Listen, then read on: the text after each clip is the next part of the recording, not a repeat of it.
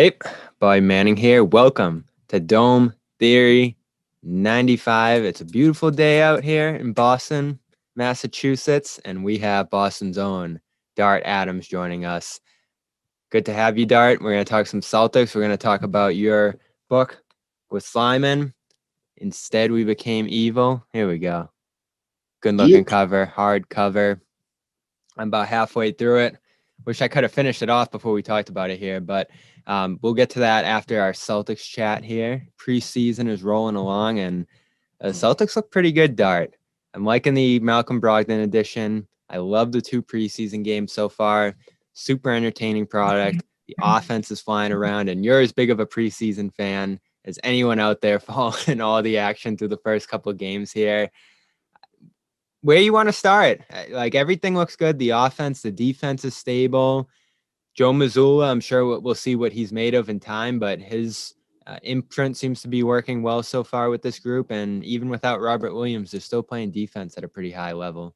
Yeah, I just feel like there were a lot of people coming into the season that felt that without Ime Udoka, the team was going to lose a lot of its edge and its focus. And I feel the opposite. I think that after the Celtics lost in the finals, after going up 2-1, after going through the whole revenge tour, that they were very focused on coming back and winning a championship this year. And thinking that Ime Udoka is going to be the thing that holds them back when he's not, sitting on the bench anymore, I think is that's not the way to look at these things. It's a veteran team, for one. I mean, if you go back and look at Jaylen Brown has been to the finals, Eastern Conference Finals multiple times. He has deep playoff runs. He's been in the playoffs. He's played big minutes in the playoffs going back to his rookie year in 2016. And when we had Jason Tatum come in, Jason Tatum and Jaylen Brown were two of the biggest reasons why the Celtics were 6 minutes from going to the 2018 NBA Finals. So when you look at the ups and the downs that they've had, 2019 when Kyrie Irving, tanked everything. Like, he threw the 2019, he threw that second round. He did. I feel like this team is so focused and so poised and is battle tested and already knew what to do. And they have this internal leadership core of, Marcus Smart, who won the Defensive Player of the Year last year. Jason Tatum, who's become more of a vocal leader. Jaylen Brown, who's become more aggressive as of late. I think things turned around for him after all the trade rumors and everything else. He realized that if people saw him as somebody who was legitimate choice to bring in a talent like KD to Boston, then he realizes, hey, I need to act like it, because last year they didn't have me as an all-star because of our team record was so, disappointing that they didn't want to have 2 guys from the Celtics in the all-star game. Instead, they put in Ball. Yeah, they put in one the younger Ball brother. And like, I just feel like this team is already focused. They already know what they want to do, and they just wanted to come out the gates early. And if anything, I think that the way that they're playing exemplifies the fact that the coaching staff and the front office, especially Brad, knew that Malcolm Brogdon would be a perfect plug-in. Because when we're Celtics fans and we look at the other players in the league, who are either in free agency or the people that are up for trades or what have you that can move, we don't look at the league as just like players. We look at them in 2 tiers. 1, people that play like Celtics, and 2, guys that would help this team, And I think Malcolm Brogdon exemplified somebody who played like a Celtic. The way Boston Celtics basketball is supposed to be played is that the ball moves and everybody on the court is dangerous, So that's the beauty of Celtics basketball. That's the beauty of preseason so far. They have 80-something assists on the first 2 games already. 41 in the first one was a ridiculous total. Yes, and Malcolm Brogdon has 18 of those, and he has 9 in each game. And he's not playing the full game. you know? So, like, that just goes to show you how, like, the Celtics, the ball movement is going. And, like, I know a lot of people were disappointed with the fourth quarter last game, but as far as I was concerned, we saw everything we needed to see. The thing was, we need to figure out who else should be on the roster. So even if they drop the fourth quarter and drop that game, it doesn't matter because those guys needed to get minutes. We already know what we have. That's why in this next game, it's going to be a lot about seeing what we have in the new guy we brought in from Blake Griffin. Blake Griffin, the new guy that we brought in from Brooklyn. That's like, because we want to know. Blake Griffin was put in a bad position by the coaching staff in Brooklyn when they had him out on the perimeter trying to guard JB in the playoffs. Like, that was bad coaching. You're going to put that man out on an island with JB there, a wing? Like, that was stupid. It just goes to there where it shows you that the coaching staff there was just inept and grasping at straws, right? But I feel like what he's going to do, he's a passer, he's a rebounder, he can stretch the floor, and he can play in the post, you know, and he shares the ball. Like, I think he's going to be a great locker room presence. I think he's going to be a good anchor for those guys. And I think that the Celtics will try to figure it out by committee until Robert Williams comes back. But I feel that when Robert Williams and Gallo comes back, I think the Celtics will already be good in the season going forward. I think they'll be better than a lot of people anticipate. But I think they'll go to a whole nother level when we get Robert Williams and Gallo back in the rotation and they get in the playing shape. I'd rather this team, I don't mind the injuries early. I'd rather this team be forming into shape in February and March going into April, as opposed to that's when the injuries start happening, coming into the playoffs. So I'll take it the way it goes. I'll take it the way it is right now. Yeah, and that's pretty much what happened last year. And that's the only thing they have to figure out, I feel like, right now, is that big man situation. Horford, you don't want him playing 35, 38 minutes a game to start out. And that's what he had to do last year when Rob was hurt down the stretch, and he was capable of it. He looks great, by the way. I feel like he's in better shape this year than even last year. And so he's willing and able to shoulder a bigger load there, but who's going to step up alongside him?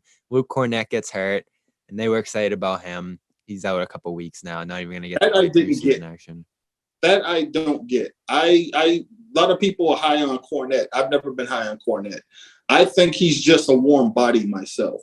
He does some things that are, I think he does some things that are intriguing, but I just don't think he's reliable. I'm higher on Mfiondu Kabengele. Yep, I'm excited about him too. Yeah, I'm much higher on him.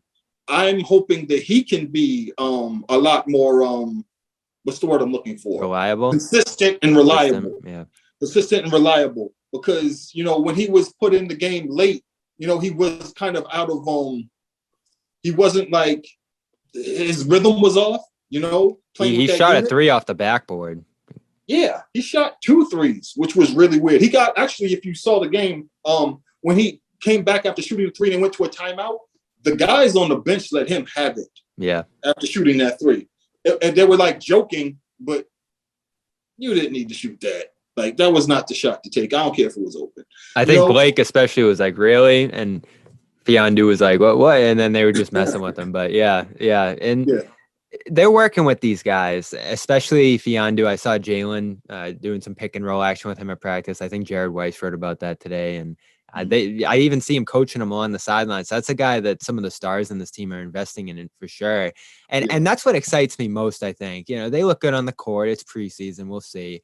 But off the court, Jalen and Jason sound like leaders to me right now. And you throw it back a year ago, Ime's trying to do this captain thing. He's saying we're going to have 2 captains, and Smart's like, oh, we don't need captains, and Jason kind of follows his lead, and Jalen nominates Horford. No one was really excited about that idea. It felt like whether it was just a concept or the fact that they were trying to assign leaders, and everybody kind of felt like they were a leader. I still don't really know what happened there.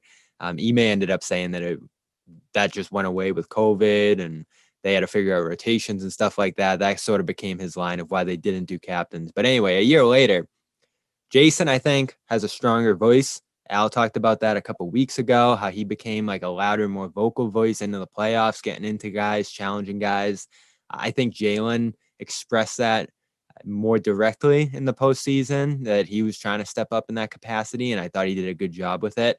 And even through these early weeks of the training camp, in a position where, Joe Mazzulla is taking over as head coach here, and he says he's going to lean on these guys to be leaders, I wasn't sure how willing they were going to be to step into that and have it be functional between the different guys you mentioned at the top of the team there. But for the first time ever, if I'm looking back at last year, Ime to me was the voice of the team and the guy that was challenging people and raising them up when they were low and, bringing them back down to earth when they were high. Now I kind of hear that same thing out of Jalen and Jason. For the first time ever, this to me sounds like their team. Like they definitively sound like the voices of this team at the top. Yeah, I think one of the things that happened that led to this has to do with the fact that they started out so slow last season. They were a mediocre team. They had some really bad tendencies early on that led to them losing a lot of games that they should have won, a lot of close games. But it also had a lot to do with the fact that they just didn't have the proper personnel to be able to execute what Ime was preaching. Ime wanted to instill these type of things. The coaching staff wanted to do these type of things. We want to be this type of team. But the players they had on that roster did not allow them to do that. They just didn't. And it frustrated the guys at the top to the point where, as you well know, there were people in the media, what's up, Perk, that went on national programs and said that they needed to break up the Jays because they're not playing together. They don't want to play together. And, of course, you had Marcus Smart, who is a leader in the heart of this team in every way, shape, or form, who did something that probably on most teams would have been something that the team could never return from, saying these guys don't want to pass or they don't want to do X, Y, and Z. Marcus Smart can do that on this team. And you see what happened, right? Things got addressed. Things got squashed. Immediate action was made. So that the team was on an upward tick before they made the necessary roster moves to bring in Derek White, get rid of Enos, which, good Lord, needed to happen sooner. Oh, my. Do you see what he said with the Ime suspension, by the way? I mean, that revealed as much about his character as anything else. And I gave him the benefit of the doubt at first with all the stuff he was doing. I wanted that man gone as soon as humanly possible. He could get scored on by a trash can. He's horrible. But yeah, talk about another thing early last year. It's November, right? I'm out in Vegas. I was off for a couple of days, but I was still kind of following along with the pressers and everything. And you have Ennis saying, this might have actually just been a reporter or something, that, me and Ime had a talk and, I had to make sure that my views off the court weren't going into my playing time. And then Ime was all of a sudden in this weird position where he had to play him more for a couple of games to kind of, quell that storm. I mean, it was also a thing of, does anybody want this asshole? Yeah. And can he rebound? Sure. Can he score? Occasionally. Can he defend? No. So ultimately, he's a net zero. He's a garbage man ultimately. And he was just on the roster, just making things awkward, for the team, for the franchise. And, the second the Boston Celtics had the opportunity to jettison him, they did. And what happened? Addition by subtraction. And one player that I was really, sad about going was Richardson. But, look at what happened when he was gone, So it's like sometimes I was like, if there was one player we could have held on to, I wish it was Richardson. But other than that, the team got so much better. The rotation got so much tighter. And a lot of it had to do with the fact that Robert Williams stepped up as an elite defender. And he kind of anchored that defense along with Marcus Smart. Because one of the beautiful things about Boston Celtics basketball, we share the ball on offense and we move, but moving after a miss, taking the ball after a made basket and running, getting into transition. These are ways to make easy baskets. These are ways to frustrate the other team. These are ways to make a lead balloon from 6 to 12 to 18. And the three-pointer. When you're shooting three-pointers in transition, when the ball's moving, it's just like when you play football. if that other team's always on defense and the offense is never on the field, you're going to kill these guys. You're just going to bury them. And that's what the Celtics were doing. And I'm sure you remember there were times when the Celtics got hot after they made the transition and got the new lineup and everything else. And, everything's clicking, where the Celtics were beating people by 20 points regularly in away games. Like, that was a shock to the rest of the league. I think partly because that's what they kind of expected the Celtics to do early, and they got it late. But I expect the Celtics, when they get everybody back, to return to that form. Yeah. So you think about Brogdon adds to that group now too, and that's probably the second most exciting thing about preseason for me is how smoothly he's fitting in, how naturally he's making plays for these guys. And my favorite moment of the preseason so far is Tatum's kind of struggling early in that Toronto game. He goes 0 for 7 from 3, has one of his bad shooting games that he can have sometimes. And there's a fast break at the end. Brogdon, I think, got a steal, got out, had an open lane to the basket, and just kind of threw it back to Tatum, let him have an easy dunk. And then a couple more baskets around the rim followed for Tatum, and that got Tatum going. And he ends 6 for 16, not his best night ever, but ends up being a solid night for him. And who's feeding him the ball most of the night? Who's feeding Hauser for almost all of his baskets? It's Malcolm Brogdon off the bench. And another thing about that is that, one, he had the awareness, the court presence, and the game presence to know that I need to feed this guy who's running, right? And also, this might get him started. That's how Malcolm Brogdon is thinking. So he gives him that basket. He scores the easy basket. Then that starts him hot. But the thing is that on the other end, he was playing defense. He already had about 7, 8, 9 rebounds. He had a double-double early.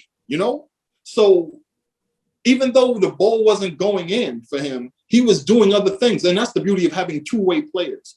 When you're elite players, the two top guys on your team are two-way guys that could give you buckets on the other end and then stop you and then initiate transition going forward. And the Boston Celtics are a scary transition team because Marcus Smart will run it down your throat. Then you got wings in the Jays. And then you got Al of Al's out there. Everybody is looking to get somebody the ball and looking to score, Yeah, they have good outlet passers too. Al, Smart. Yes, like having good outlet passers. Even when you're going to the hoop and trying to score, you're aware of who's in the corner or who might have a better shot if someone closes on you. If you have 3 men on you, wham, there's a 3 in the corner, and you have people to rebound and box out. So the Boston Celtics are clicking on all cylinders in preseason, even though the record doesn't really show it. But if you actually know basketball, you know that the second games ended after the third quarter when the starters left. And those last 8 minutes that they had Broderick and Jackson in there. Justin Jackson, yeah. Justin Jackson and Broderick in there, Broderick Thomas in there. That was to get those guys minutes to see what they can do on the floor, right? And I think something we haven't talked about is I think the person who's in limbo more than anybody in this whole process might be Peyton Pritchard, because Peyton Pritchard he can knock down shots. He's proven he's tough. He'll drive to the hole. He was the primary scorer in that fourth quarter. But Peyton Pritchard's the odd man out. Even though he gives effort on defense, strictly because of size and the fact that there are other people on the court that do what he does. Like if Hauser turns out to be a sniper, look at how big Hauser is. Yeah. Look at how Hauser's size, all the things Hauser can do. That turns Peyton Pritchard into, value, So it's interesting because a lot of people are pulling for Peyton. I think Peyton was excellent last year. But the thing is that with holes in our team, for the immediate right now, going into the trade deadline, I can see Peyton could be, moved for something, if it comes down to that, because it depends on when Gallo comes back too, because you're going to have Gallo and Hauser, and you already have Derek White coming off the bench or starting. You can change Brogdon for White coming off the bench or starting. That is mind blowing. Yeah, there are so many possibilities with this lineup, and of course, without Rob, I really hope Captain Galley turns into like the defensive guy, the lob threat. He could be so dangerous on a team full of shooters and guys that you have to occupy yourself with. Like, isn't that something? I mean, this team's got a couple holes, as you said. They got a couple injuries. I think we were all excited about what they were going to look like, but them looking this good with all those holes, with all those injuries, makes you think when they get all these guys back at some point, this could be the prohibitive favorite in the league due to all that interchangeability and due to all the top tier talent at the top. But I mean, think about how they played when key guys were missing last year. They won big games, even on the road, missing a major guy that people thought that was going to affect their game. But the Boston Celtics came out and played Boston Celtics basketball. And I think that, to me, the bigger question is, I know a lot of people think that Joe Mazzulla isn't really up to the task at age 34, not having like an NBA job before. But Joe Mazzulla's been on this staff and been on this bench through some, interesting times. He was, coaching for the main Celtics before. So he's 16, been on 17, yeah, he's been on this staff. He's been around. He knows the direction of this team. He knows what they're trying to do. He's worked with the players directly. Even if Ime's been over there, Joe was the guy working people out and on the bench and running around with people doing drills and stuff like that. So these players trust this staff already. So I know a lot of people from the outside have the feeling that Ime leaving is like this big drop-off. But I kind of feel like it's one of those things where, the class, you're in a martial arts dojo, the class is running, whatever, and then like Sifu leaves the class and it's like, you already know what to do, you know? And everybody that's the key. Goes on. There's continuity. Yeah. Joe comes in 1920. He's probably one of the player development guys at that point in the bubble. He transfers over that next year, that weird year, 2021, and then he joins Ime's staff last year. But he's on the back of the bench. And so you got all these other assistants here, Damon Stoudemire, you got Ben Sullivan, you have a number of different coaches. Will Hardy leaves, which kind of stunk the timing of that, but he ends up in position to take over this bench. And it's awkward, right? See, he's a Stevens hire. You have this whole bench of Udoka guys. No one really knows what's happening with Ime now. Seems like he might never be back as coach here. So long term, I think there's a question there of what this bench looks like beyond this year. But in terms of immediate, you learn that Ime is not going to be here for the season a week before training camp. It did seem like these guys were pretty comfortable with someone they all have fairly good relationships with stepping into that role. He was pretty involved tactically late in the playoffs is what I heard, especially in that Miami series. He was kind of on the front line scouting and all that. So it's a comfortable change, right? It's not bringing in Frank Vogel or whoever to form a whole new staff and a whole new system a week before the season. They're pretty much going to do the same things. Maybe he adds his own wrinkles to it. Maybe the players suggest some things, but it makes it a lot more smooth. And we see it on the floor, right? Like they are just seamless right now, defensively and offensively, even though they do have to adjust some things for Rob and other guys not being out there. Yeah. I mean, I feel like nationally, people know nothing about how the Boston Celtics organization operates. So to them, it's all on that one guy, right? He's the reason why everything turned around. And it's not the fact that the staff already had an idea of what to do and a direction to go. And Ime just brought in his personal philosophy. But now that it's been instilled and they had such, success already, we want to do more of that. And we want to expound on that. And that card's already been filled out. We're already on it. I think the question is, what will Joe Mazzulla do, with, out of bounds plays and trying to come up with adjustments, on the fly and things like that. He's not a known commodity. He's not a proven guy in that respect. Well, my two questions. My two questions on that front are, I think that first one, adjustments. Number two, and this was a big deal early when they got Brogdon, and they've kind of quelled it since, but there will be games, I think, where you have all these different players involved. And Tatum and Brown are going to be on the floor all the time. You have all these guards. You mentioned Pritchard. He's probably the odd man out there. You have White. He might be hot on a night. You might have Brogdon hot one night. If you go back to game one of the finals, Ime made that decision to sit down Smart. in the fourth quarter and they roll with Pritchard and White and they blow the doors off the Warriors and then Smart comes in late after that. Mm-hmm. Those kind of decisions on this roster, I think, are going to be the tough ones for Joe. Like the way guys react to being on and off the floor in certain situations on a team like this where there's a lot of capable bodies. I feel like going into this season that I think that the players have kind of already realized that is going to be a possibility. And I think that they're prepared for it because in previous seasons that some of these guys were around, they know what happened when there were rotation issues and stuff like that. People, in terms of playing time and who was on the court when, and how that turned out for the team. And they don't even want to go down that road, you know.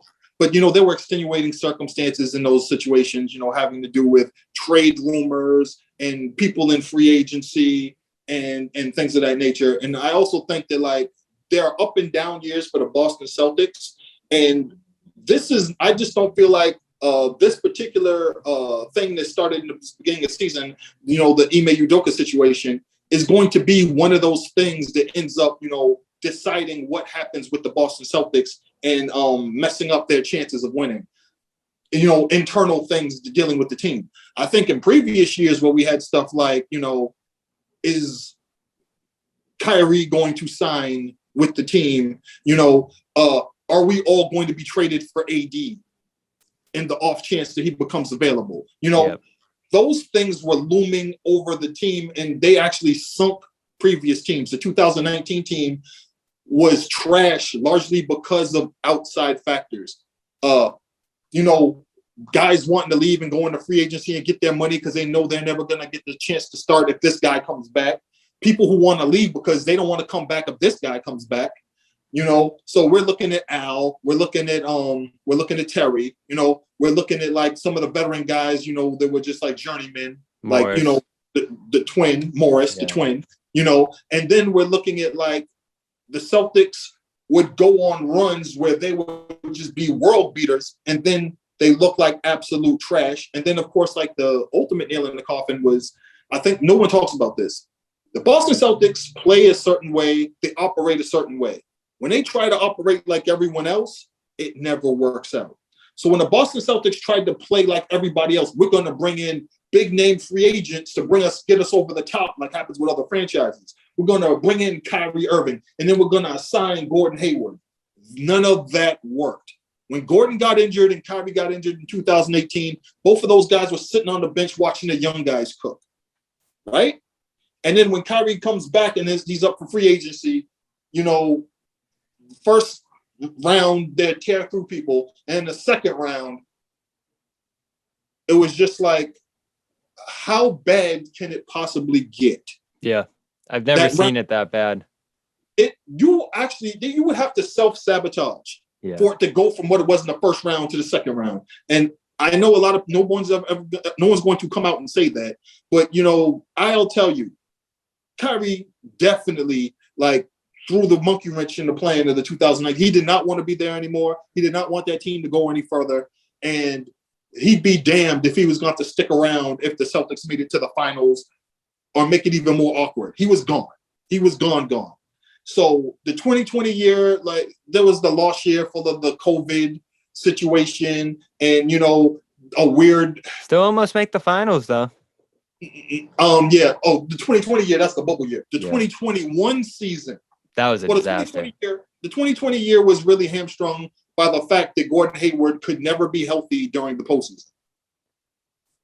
Like Gordon Hayward was a excellent facilitator.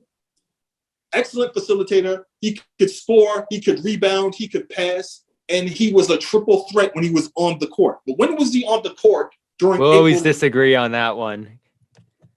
I want him back. I thought it made a lot of sense. And the biggest reason I thought they were so screwed up in 2021 is because they didn't replace him with anything. Now, was Miles Turner the right way to go? Probably not.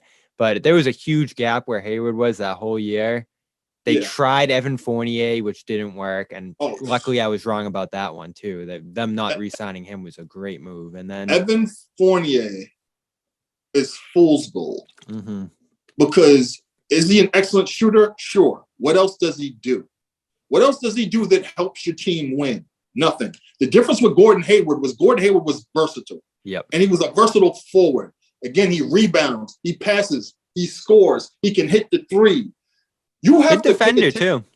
Yeah, he's mobile. You have to pay attention when that man's out on the floor. You know, he might draw two people, which makes life easier for the rest of the players on the team, right? His politics notwithstanding, his wife notwithstanding. But he was working when he was on the court and healthy. But when was that? And it was never during the playoffs. And it's the same issue with his career in Charlotte. 2 straight years, same exact time he got hurt each season, right before the playoffs. Charlotte had a play-in game he couldn't play in. And then when Charlotte has an opportunity to go with the postseason next year, who's not there and injured? Gordon. So that's ultimately comes down to, right? But the Celtics did not replace him. They had nothing for him that season. And again, Jalen got injured in the playoffs, which is probably, for the best, because what ends up happening is that the Brooklyn series happens, which puts a battery in their back. I'm sure you remember last season, anytime the Celtics played the Brooklyn Nets, it seemed like they were on cruise control. Like, you didn't need to tell them anything. They went at the Nets regardless of who was on the court for them. If they had people missing, they had people playing, whatever. The Celtics were not going to lose to the Brooklyn Nets last year. They were adamant it was going to happen. And I think that the beauty of the Jays is that they are so mature when it comes to anything having to do with Kyrie. That's their man. That's their boy. It wasn't Kyrie's fault. It wasn't K's fault. But when they get on the court and they play him, and Marcus Smart plays him, it's a different story. They want that man. They want to destroy him. Remember that little bump in transition Brown gave Kyrie on an and one during that series? Yes. Yeah, moments like that. So moments like that let you know what it really is. So when people talk about like the leadership of the Jays and everything, I'm like, those guys are so focused and so determined, and they're such excellent leaders and so poised for their age. Like, they're both around 25. Like, I always say that we were robbed of seeing Lynn Bias play with Reggie Lewis, because I contend that Reggie Lewis would have been drafted in 1987 with the 22nd or 23rd pick, regardless of what happened, if Lynn Bias was there or not, if the Celtics won the 1987 NBA championship, which they likely would have if Lynn Bias was drafted in 86. They would have repeated. And I guarantee you that between 87 and 93, we would have had Lynn Bias and Reggie Lewis as those two premier wings, both from Baltimore, both around the same size, one with a power game, one with a finesse game, more of a guard type game, both playing on the Boston Celtics in order to transform the NBA as we know it between 87, 88, and 92, 93, right? And we were denied that, due to, Lynn Bias passing away and Reggie Lewis passing away young in 93. But we get it with the Jays. And I think that Boston Celtics fans need to really embrace that and understand, some people have great players in their franchise and had them come up when they were young. We had two of them, and we got to see them develop together. Yeah. That's a unique situation. On a winning team, too. And that's what the Nets trade allowed them to do, which was really unique. You don't see that much. And maybe you'll see it again with some of these other big trades with a lot of picks coming back. But everything just aligned on that move, the way Pierce and Garnett went out and Brown and Tatum came in within a couple of years. They only had a tank 1 year, too, by the way. You look at all these other teams that have had a tank 3-4 straight years. Okay. It's crazy. Can we talk about, people always talk about Danny Ainge and what he did and what he didn't do. Danny Ainge engineered one of the most underappreciated and little talked about 1 year transitions in recent NBA history. The Boston Celtics go to the Eastern Conference Finals in 2017, get destroyed by Cleveland. The Celtics then somehow managed to upgrade every single position.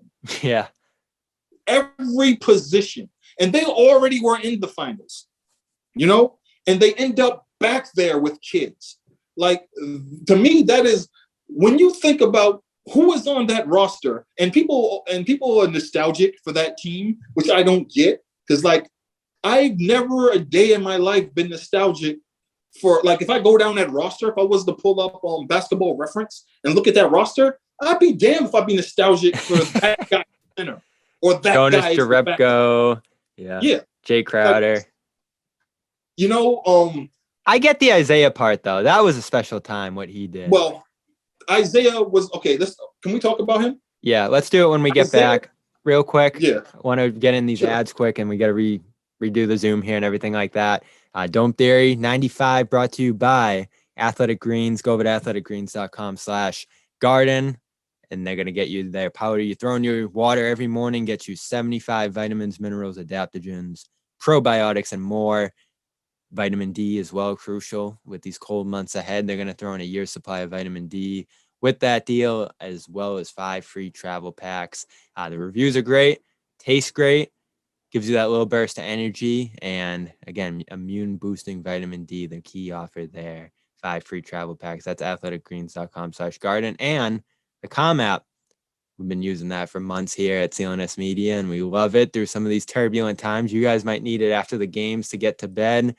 Meditation, yoga, sleep sounds, bedtime stories, and more. The full library is 40% off when you go to calm.com/garden. That's calm.com/garden, 40% off a premium trial of Calm.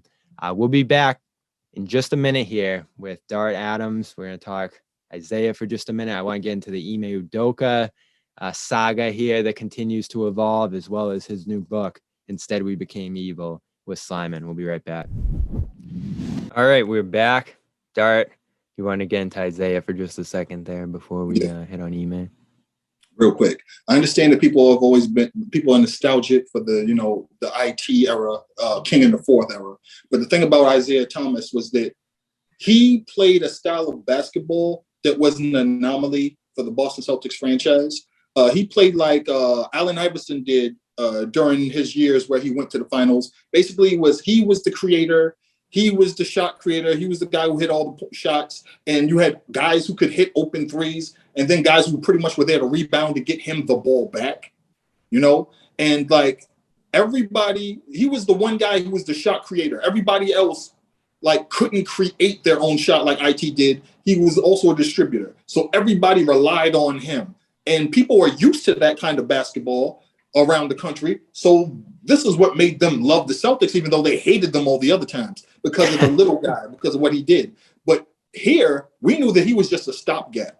And the time that the Boston Celtics saw that there's a window, there's a window for them to be able to move on, and there's a ceiling for where they can go. And when they got to the finals in 2017 and they got killed by Cleveland, they realized there was a ceiling in place. So they jettisoned off everything, and they made an amazing move to take him at the height of his value, even injured, because they didn't realize how injured he was. Anybody who was watching the playoffs realized he wasn't playing.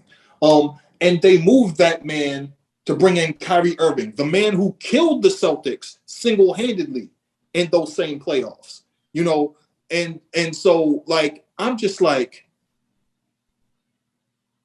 there's this narrative that Ainge doesn't know what he's doing, and Ainge is inept. No, Ainge is really good at what he's doing. That's why people didn't want to trade with him. That's why they didn't want to take his calls, because they didn't want to end up the next team on the Summer Jam screen. So that's all I have to say about like the IT era.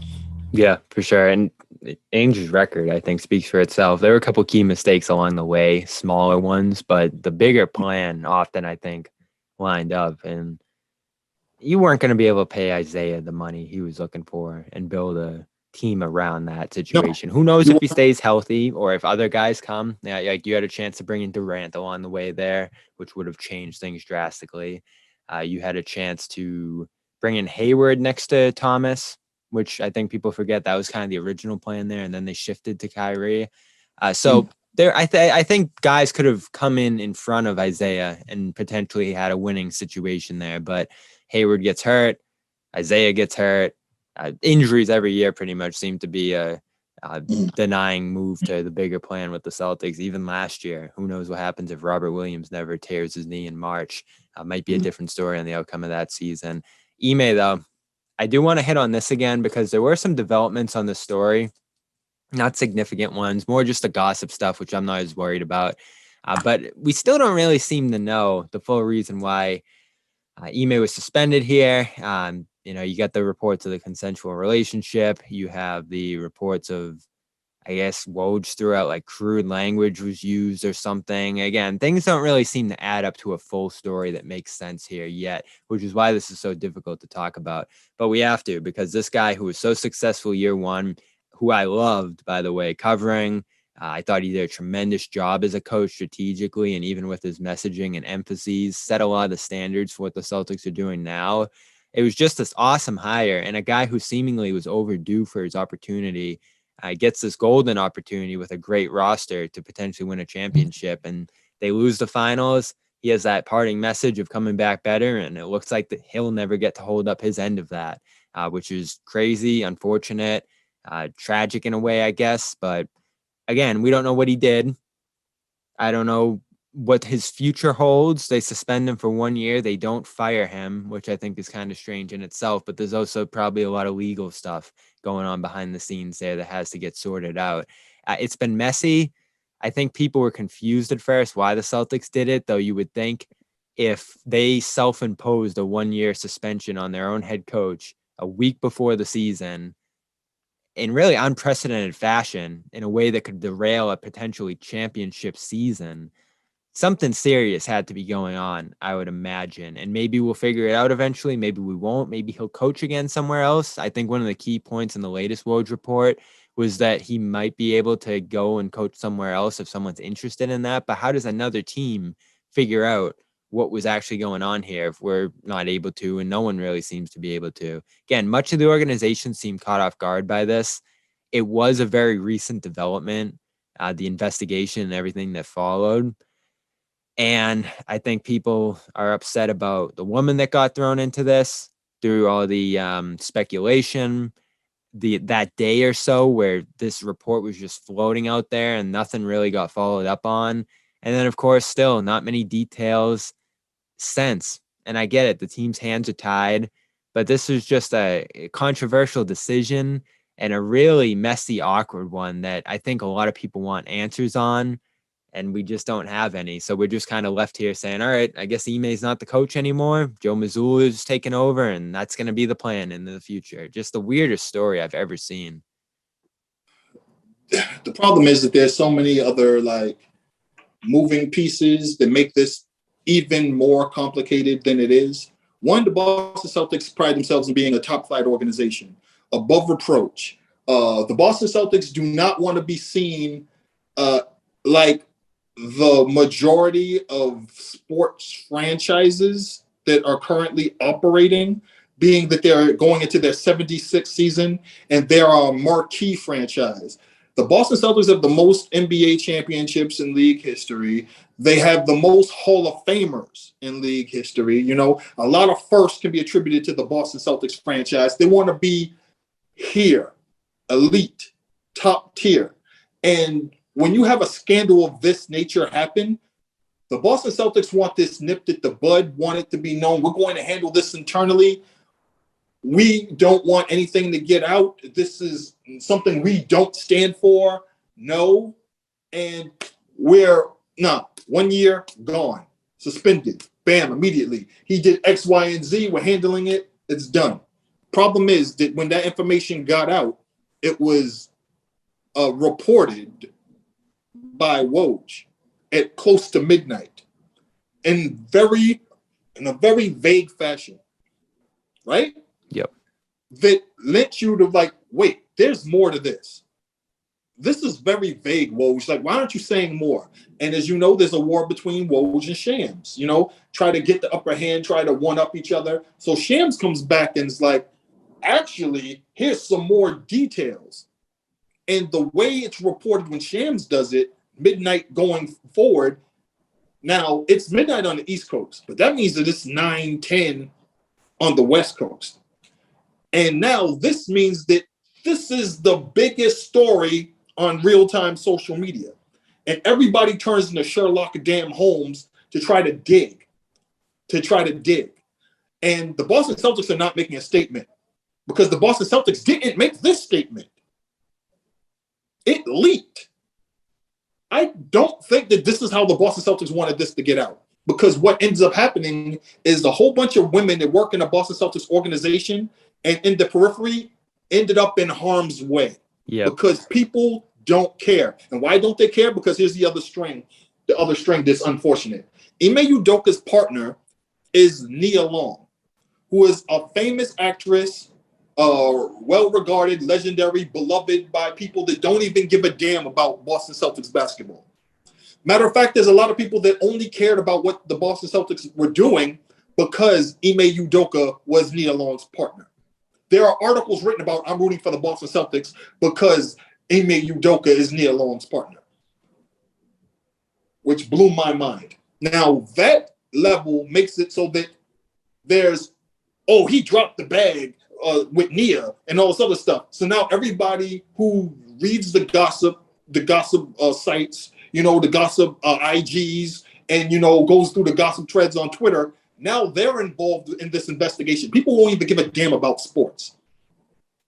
So the reporters are huddled up in threads and text chains, I'm sure you were aware, going back and forth about, this is bad. This is bad because it's this woman, they don't want to give her her identity. She's married, there's kids involved, the guys in the Boston Celtics organization. So now everybody's going on every website to figure out who is the person, who is the woman, and they're going through old footage of press conferences, post games. Oh my God, my old tweets, the photos and little cuts or whatever, It was just all popping up. People were doing screenshots. It's her. It's her. See, that's her hair color. This is her in the other angle. And I'm just like, all this happened in hours. So by the time the morning comes, I'm in 4 different text groups, group chats with people asking me questions and feeding information, and journalists just like this is, there's no better word for it. This is a shit show. This is a shit show. And they're like, the Celtics need to make a statement. The Celtics need to make a statement. The Celtics need to make a statement. What can they say now? This has been taken out of their hands. But I feel that if we're going to talk about Ime, strictly Ime, this is his fault. Ime Udoka is a grown-ass man. He's an adult. He should have known about the repercussions of his own actions, especially you can't not know what kind of organization the Boston Celtics are. You've known that these type of scandals have happened on other teams, in other leagues, and there's a whole league that's going through issues now with these types of things. There's a whole scandal on Twitch, involving this. You have to have the awareness to know that I hate using this term, but it's the term that any Gen Xer knows who grew up watching mob movies. You don't shit where you eat, right? But also the other part is that you know not to do this. Yeah, and he's in such a high position too. In that position, the power dynamic, nothing good was going to come from this. You have one of the most prestigious jobs in sports. That spans the globe. You have one of the most prestigious jobs in sports. You almost won an NBA championship your first year. Think about all these players, all these jobs, all these lives that you affect with your actions. And God forbid this would have come out during the season. God forbid this come out during the playoff run. Yeah. God forbid this came out at any other time. And the Boston Celtics thought that they were being proactive and saying, no, we're handling this now. However, that's not where it stops because people want answers. And even now, people want answers. But the problem is this involves real people with real lives. And it affects children and all these other and every other thing. So the Celtics don't want to do the harm that Ime Udoka already did or compounded. But everybody wants answers. And now you go to Daily Mail, posting up stuff that people were talking about, weeks ago in threads and weeks ago on Twitter. And they think it's reporting. And that's been a big issue with this. There have been a bunch of people in the media who are journalists who forgot that they're journalists and forgot they're tenets to journalism and forgot there's a process to this and jump to their own conclusion. Why? Because if you go on ESPN, if you go on other sports sites or any sports radio, it's not really about having information and having all the information. It's about reaction. Or a piece of it, right? Because that sort of goes back to the Woj-Shams thing. Woj has that there's a suspension. Shams has the nature of it. And then everything is released through one bit of information instead of the whole story, which is sort of how it should be handled. Especially as you said, this isn't a trade. This isn't a transaction or a rumor. This is people's lives and really serious accusations being made. You have to have the full story, I think, to be doing this right. But instead, there's a reward and an incentive structure to just having a piece of it. If you have a small tidbit of the story, people want to hear it. Publications want to run it, and they will. I mean, the worst part is that, like, if you're talking about real-time social media, jokes are more important than facts. That's why, like, people ask me, like, how come you haven't come out and said anything and done this and this? This was like, because I'm a journalist and I operate on facts, and I operate from a position of knowing enough information to be able to make a statement and say something. And that's why, like, the thing I was saying about what Kyrie did in 2019, it's 2022 going into 2023. Enough time has passed, and I've seen enough to arrive at what I just said, even though no one else has come out and said it. You know, like, I'm not going to come out and say something or do something without having a sufficient amount of information or data there to support something I said. So a lot of times, man, it's sad to see in the sports realm too, because a lot of it is turned into, conjecture and just, not sports. It's not exactly sports. We're not even talking about the sports. We're talking about, like, something related to basketball as opposed to basketball, and a lot of times people make comparisons, and the people making the comparisons don't have the knowledge base to go deep enough to make a comparison that's even worthy of putting on camera, or writing about. But they do it anyway because people are watching or people are reading. And it's frustrating as hell to me, man. I think this one especially, you just saw how poorly the sports media was equipped to cover something like that. Whether it was the scoop reporters or the information people, whether it was that fast take reaction, a real-time reaction programming. Because again, in the early days, we had little to no information about this. So how are you going to go on TV and fill a 15-minute segment giving your take on this? I think people have probably said some things that they regret, not only about the Celtics, which, I was probably a little tough on the Celtics in the early going too, in terms of how they handled this. And then you look back and you're like, all right, it's a little more understandable why they did what they did. But even on Ime's front, I mean, of course, to throw one name out there, Stephen A. Smith comes out hard in his defense. There was talk of the racial component to this, and maybe that's there. But again, we don't know. We don't have the facts on it. We don't have the comparisons. I asked at the press conference, was this handled evenly with situations like this in the past?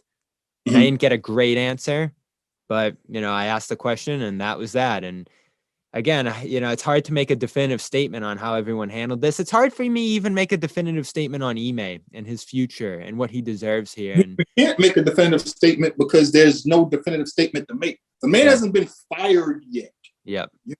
And the reason is because of dangling things that have to do with, contracts and legalese and the other people involved and all the stuff that they're still holding on to in terms of information, right?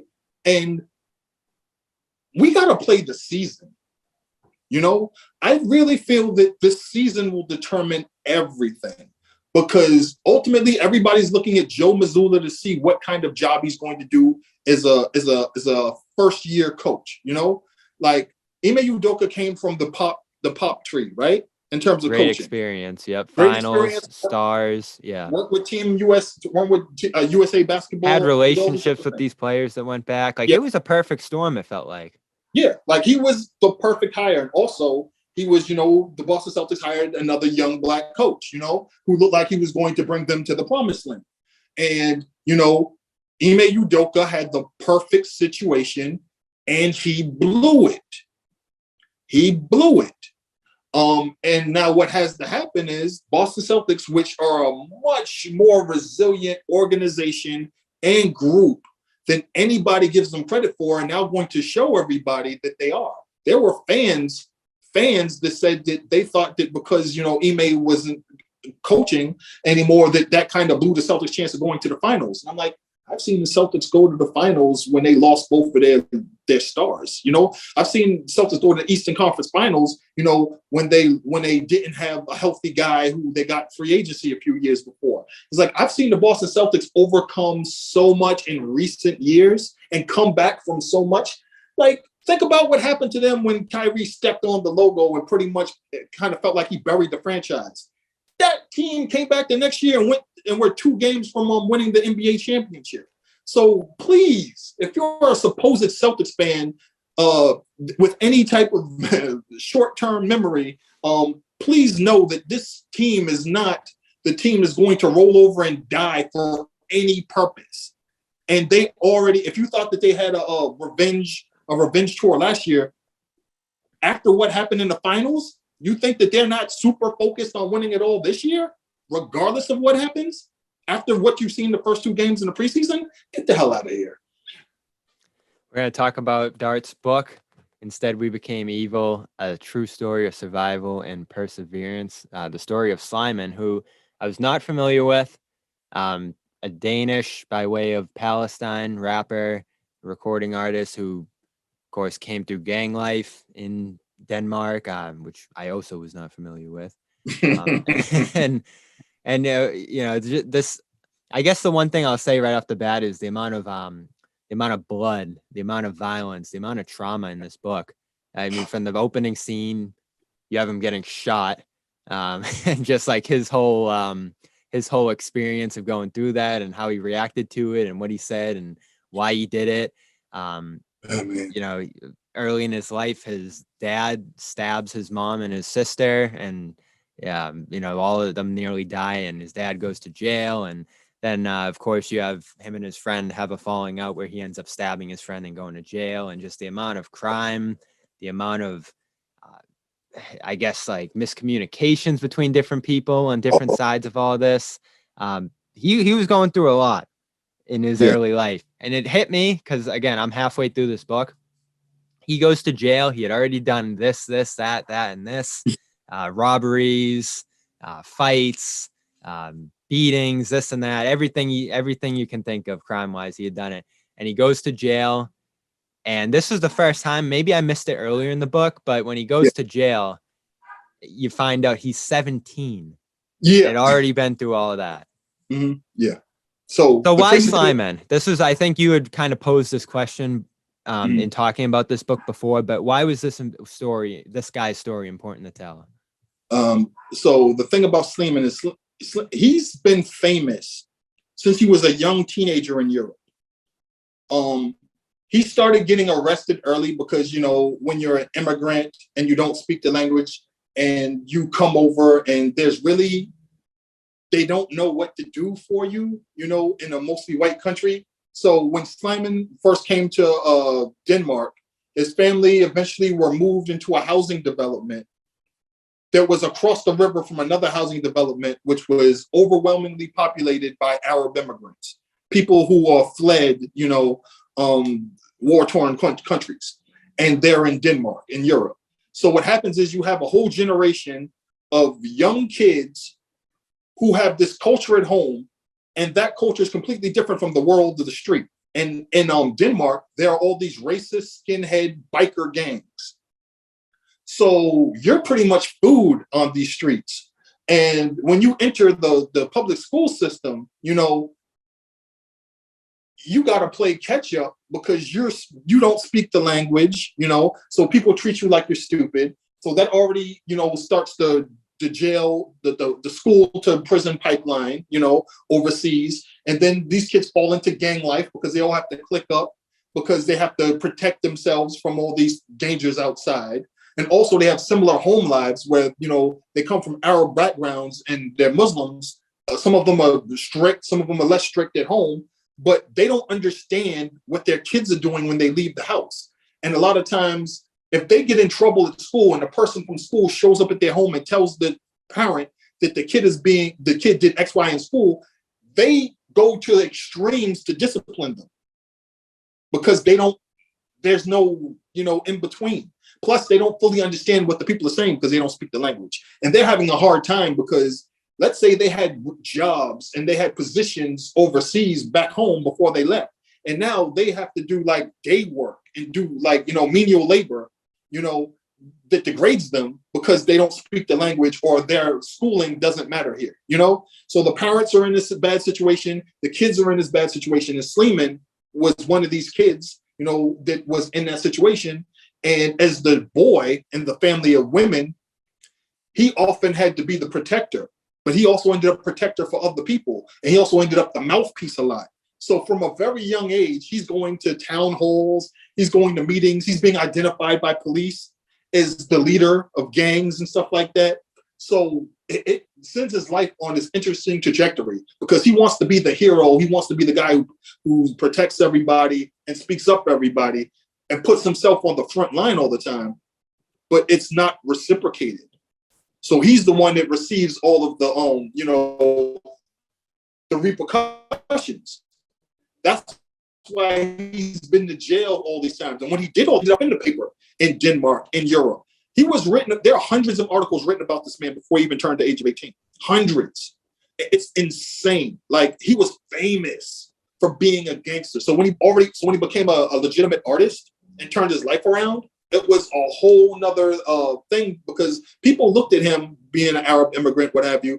They thought he could never achieve certain things. They thought he'd never be this person. They thought he'd never, be somebody respected. And now if you go on YouTube and type in Sleeman, you're going to see a bunch of videos with millions of views. And if you looked on DSPs, he had millions upon millions of listens, and he's the most famous Dutch-speaking rapper, in the world as an Arab immigrant who can't even leave because he can't have a passport. And also because he went to jail early in Denmark, he can never be a citizen. So he's a stateless Palestinian who came from Lebanon where his family couldn't be citizens and then came to Europe, to Denmark, where he can't be a citizen, but he's probably one of the most famous people in the country. It's an insane story. And I just had to be involved. I was writing another book. I was sent this by my own publisher. He was like, could you look at this 115,000 word manuscript translated from Danish into English, which means I had no contractions. Cannot, can't, cannot, will not. A whole lot of idioms that didn't translate well to English. And I said, I have to be involved in this. And it was an 18-month process from when I started talking to Sleeman on WhatsApp and taking notes and going back and forth. This book was such an undertaking. Go ahead. One thing everybody needs to understand about this book, why it was such an undertaking, there's no statute of limitations in Denmark.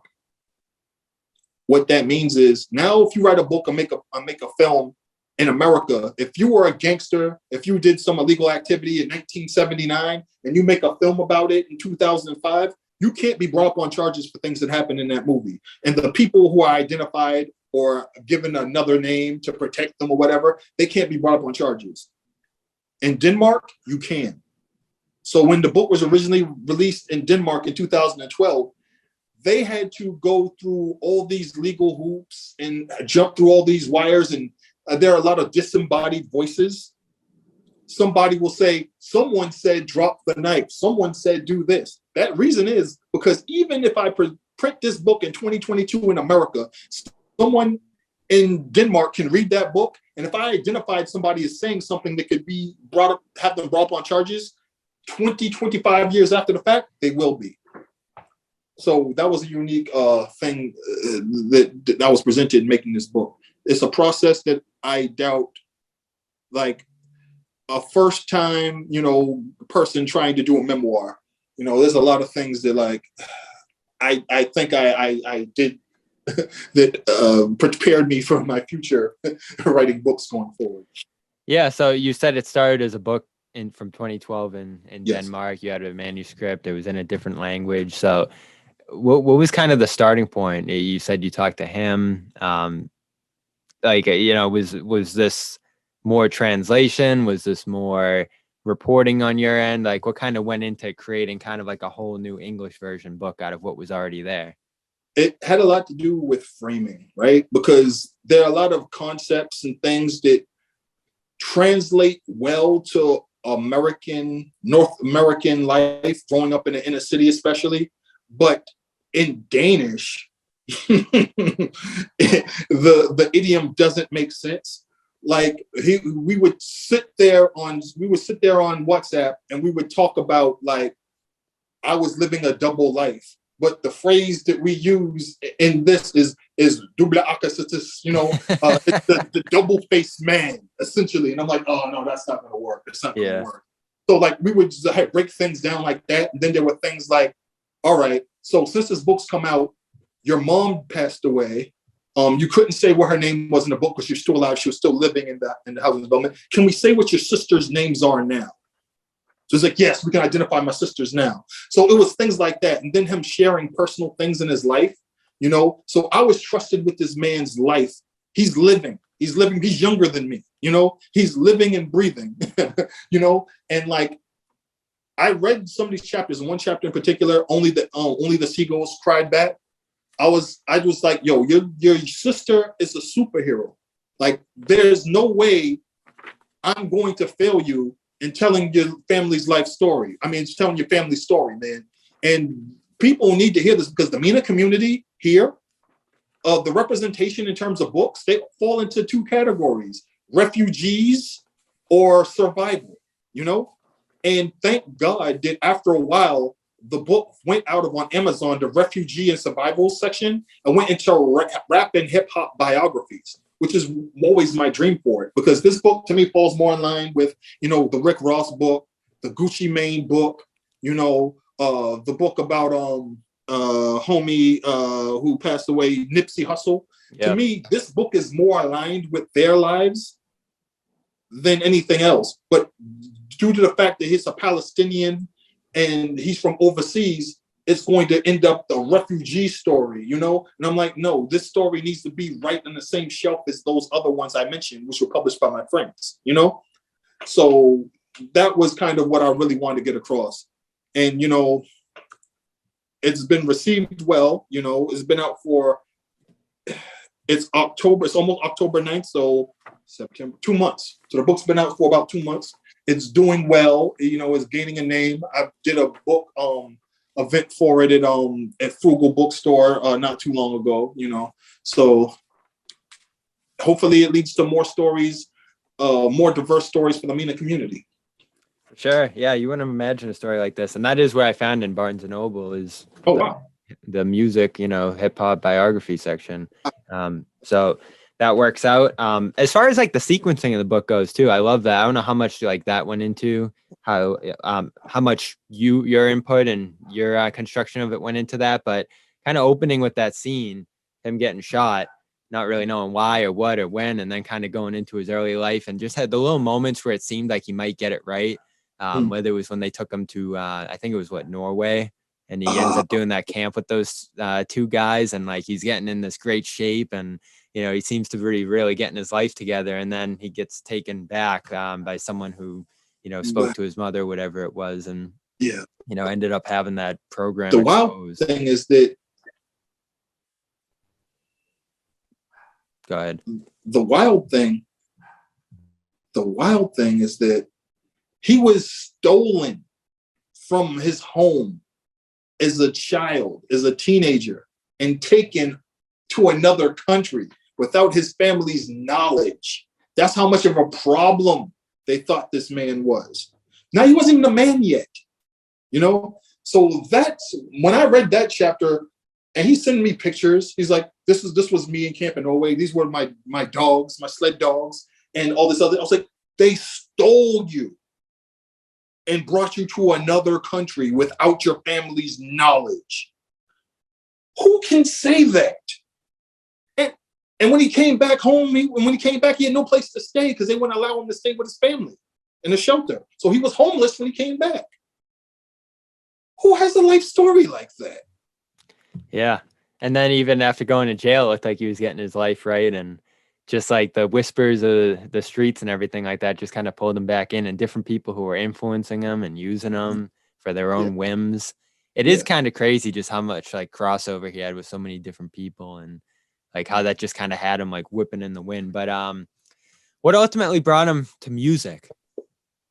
He always loved music, but the thing was, and this is hilarious, the way he explains it is that being in the gang culture and, you know, of an Arab background, they didn't want him being a musician and making music because they thought that was soft, you know, and they thought that you're going to do something creative.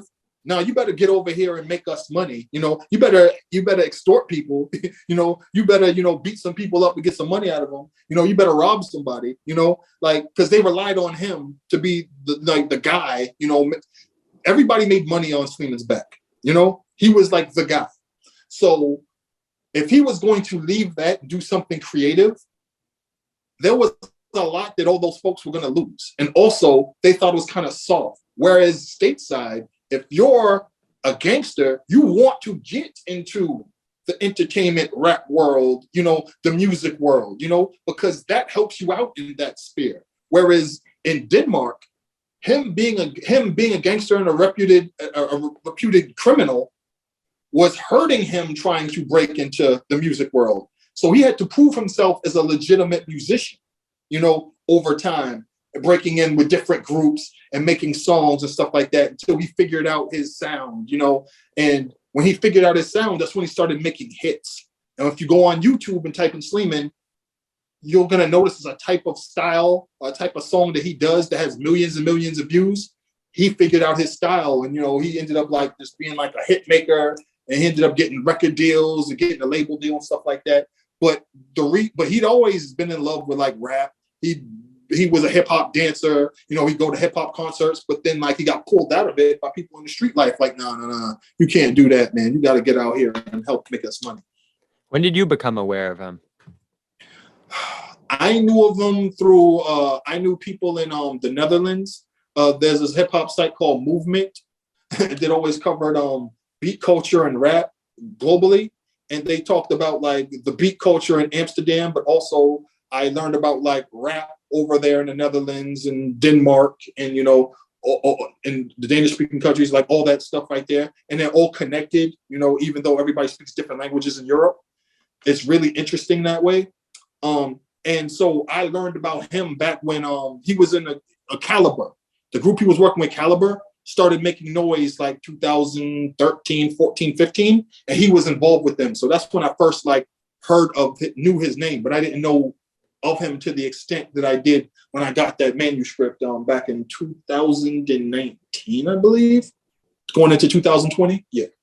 Well, it's out now in English. Instead, We Became Evil, Sliman's story, along with Dart Adams. Of course, you can find Dart in a million different publications and on Twitter all times of day and night at Dart_Adams.